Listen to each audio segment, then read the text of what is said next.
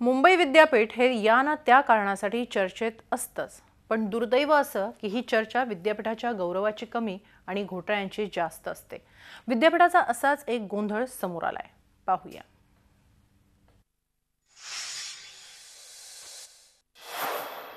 मुंबई विद्यापीठाचा tennis association सोबतचा करार बेकायदेशीर। कलिना कॅम्पसमध्ये सुरू आहे खासगी टेनिस कोर्ट। विद्यापीठाच्या एकाही विद्यार्थ्याला उपयोग नाही। कोट्यवधीचा टॅक्स जातोय विद्यापीठाच्या खिशातून।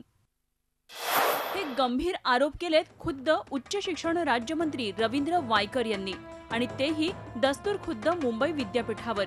नेहमीच गोंधळाचे आणि घोटाळ्याचे आरोप होणाऱ्या मुंबई विद्यापीठाच्या कारभारावर आता नवं प्रश्नचिन्ह निर्माण झालंय। मुंबई विद्यापीठाच्या कलिना कॅम्पसच्या 243 एकर जागेपैकी 7 एकर जागा विद्यापीठानं ऑल इंडिया टेनिस असोसिएशन या खासगी संस्थेला दिली आहे। याबाबत सप्टेंबर 2009 मध्ये करार झाला होता। तसंच टेनिस असोसिएशन बाहेरून येणाऱ्या विद्यार्थ्यांकडून हजारो रुपये शुल्क आकारत आहे, पण विद्यापीठाच्या विद्यार्थ्यांना याचा काहीही उपयोग होत नसल्याचा आरोप केला जातोय। इतकंच काय, तर या जागेचा कोट्यवधी रुपयांचा टॅक्स मुंबई विद्यापीठ आपल्या खिशातून भरत आहे।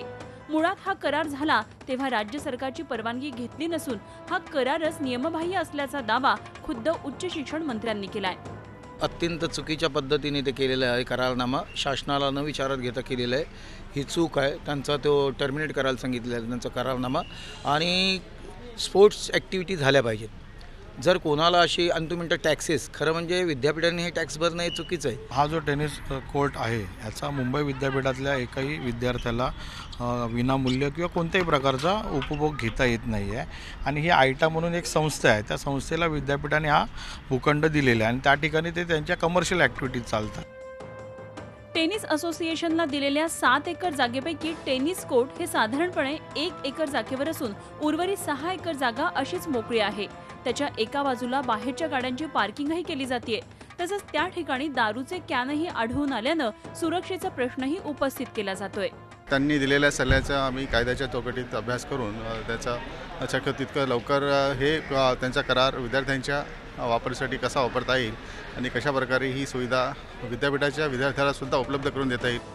विद्यापीठाच्या जागेवर असूनही टेनिस कोर्टाचा फायदा आणि सवलत मुंबई विद्यापीठाच्या विद्यार्थ्यांना होणार नसेल, त्याऐवजी बाहेरचे खेळाडू हजारो रुपये शुल्क खासगी संस्थेला भरून त्या ठिकाणी प्रशिक्षण घेत असतील आणि जागेचा कोट्यवधीचा टॅक्स विद्यापीठ भरत असेल, तर मुंबई विद्यापीठ कोणत्या आधारे ही खास सवलत एखाद्या खासगी संस्थेला देत आहे असा सवाल उपस्थित होतोय। त्यामुळे कुलगुरू डॉक्टर संजय देशमुख यावर काय कारवाई करतात याकडे लाखो विद्यार्थ्यांचं लक्ष आहे। मुंबई विद्यापीठाच्या 7 एकर जागेवर सुरू असलेल्या खासगी टेनिस कोर्टचा फायदा आता भविष्यात मुंबई विद्यापीठाच्या खेळाडूंना होणार का, आणि उच्च शिक्षण विभागाने या प्रकरणाची दखल घेतल्यावर तरी मुंबई विद्यापीठाला जाग येणार का, हे पाहणं आता महत्त्वाचं असेल। व्हिडिओ जर्नलिस्ट अरिंदमसह दीपाली जगताप पाटील, झी मीडिया, मुंबई। झी 24 तास रहा एक पाऊल पुढे।